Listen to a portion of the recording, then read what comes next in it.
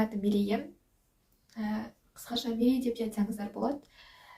Мен бүгін 3-ші видеомды түсіріп отырмын, және де қазақ тілінде түсіргім келді. Қазақ тілі менің өзімнің ана тілім болғандықтан, мен орыс тілді видеоларды түсіріп қана қоймай, қазақ тілді видеоларды көбірек түсіруге тырысатын боламын. Бүгін мен тақырыпты былайынша таңдадым. Мен жай ғана сіздермен әңгімелескендей сөйлескім келеді. Өздігінен, мысалы, өзіңді дамытудың 3 қадамы. Өзім үшін негізгі деп 3 қадамды жоспарлы түрде жазып, жинап өзіме, сонда ойыма сақтап алдым есіме. Енді сіздермен бөліскім келеді. Менде қазір себебі өзімді дамытудың жолдарын, жаңағы қазіргі немен саморазвитие, сол барынша қабілеттерімді ашып, оларды арттырып, дамытуға тырысып жатырмын. Мысалы, мен өзім ең бастысы не нәрсеге ынтам барын, қабілетім барын, не нәрсе маған қажет екендігін біліп алдым. Соның арасында хоббиларымды реттедім. Және де мен бұрыннан ютубқа қызығатын едім. Бұрыннан тіптен көптеген жылдар бойы. Және бір күнде шештім. Енді видеоларды, мынау мен түсіріп отырған 3-ші видео. Менің каналыма қош келдіңіздер. Каналда әлі талай видеолар шығатын болады. Және де мен аптасына 2 видео шығарамын деп шештім. Бір видео орыс тілінде, бір видео қазақ тілінде деп ойлап тұрмын. Сосын мені қолдап, лайк басып, комментарий жазып кетуді ұмытпаңыздар. Өздеріңіздің ойларыңызбен бөлісіңіздер. Және қандай видеолар түсірейін, сол жайында да жазып кетіңіздер. Енді мен өзімдің жаңағы тақырыбым бойынша бастайын. Жақсы, приятного просмотра. Бірінші қадам, жалпы өзімді дамыту деген сөзге тоқталайын. Бірінші, өзімді дамыту деген сөз ол адамның, мысалы, өзінің қызығушылықтарына және қабілетіне байланысты даму ынтасы деп айтуға болады. Оның 3 жолын мен анықтап алдым. Бірінші ол қандай да бір ақпаратты жинау. Яғни сізге ең бастысы не қажет екендігін білу. Қажеттілігіңізді түсінген кезде сіз әрі қарай жоспармен жүре алатын боласыз. Мысалы, сізге өзіңіздің қабілетіңізді арттыру керек. Қабілетіңізді ашу керек. Қабілет деген ол әртүрлі болады.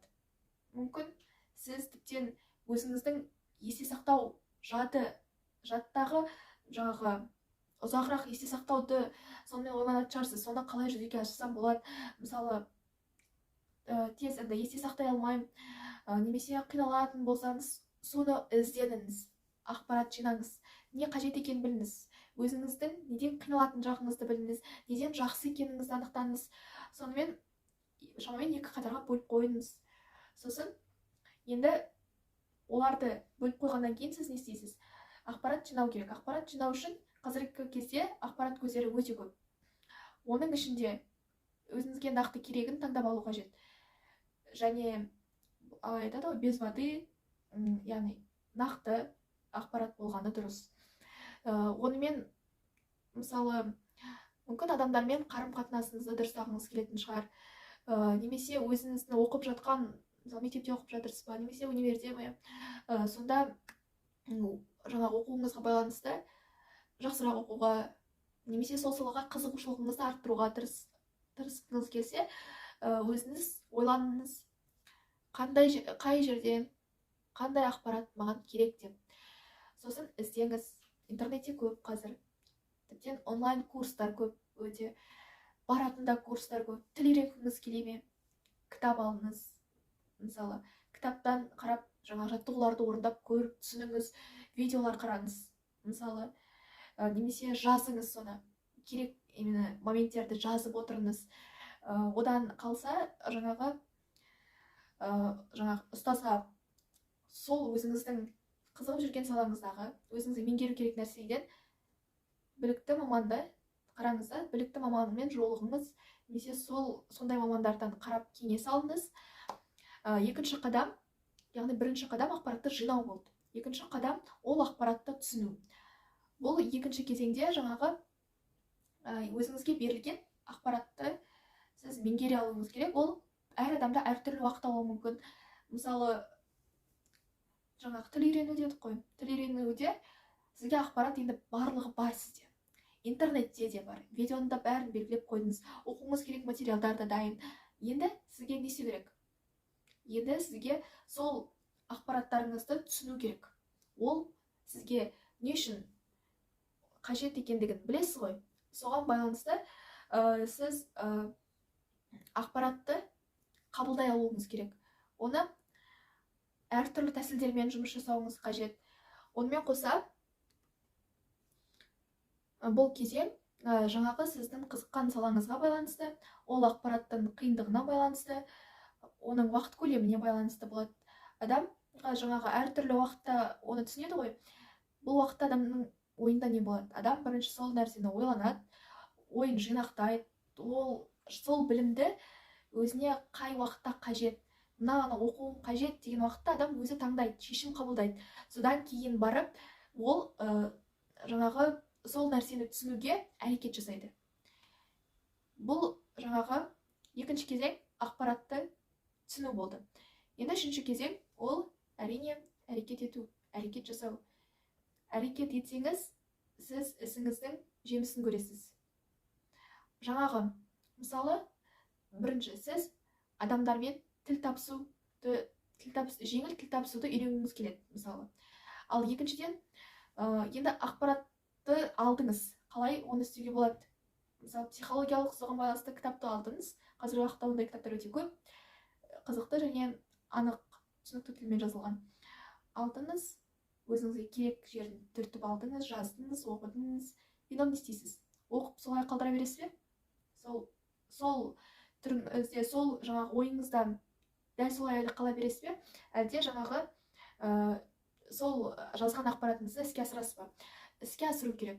Себебі онсыз жаңағы екі қадамыңыз бостан бос кетеді. Енді сіз тіл үйренгіңіз келгенде тілді жаңағы үйренуге барлық материалдармен жұмыстандыңыз.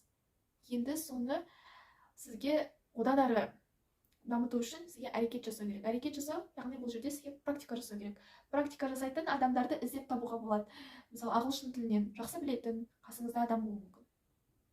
Немесе оның досы қасыңызда досыңыздың досы мүмкін ағылшын тілінен жақсы шығар. Сол адаммен, мысалы, қарым-қатынас орнатып сөйлесіп көріңіз.